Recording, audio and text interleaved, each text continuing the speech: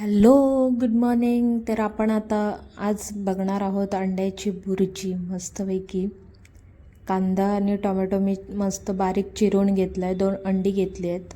आता आपण रेसिपीला स्टार्ट करतो आहे. तेल गरम करून घ्यायचं आहे स्टार्टिंगला. त्याच्यानंतर मग त्याच्यामध्ये कांदा सर्व करायचा आहे. तो व्यवस्थित परतून घ्यायचा आहे. 5 मिनटं कांद्याला मस्तपैकी लालसर रंग येईपर्यंत परतून घ्यायचं आहे. त्यामध्ये टोमॅटो ॲड करायचा आहे. त्याच्यानंतर व्यवस्थित परतून घेऊन त्याच्यामध्ये हळद, मसाला, मीठ व 2 अंडी फोडून टाकली आहे मी.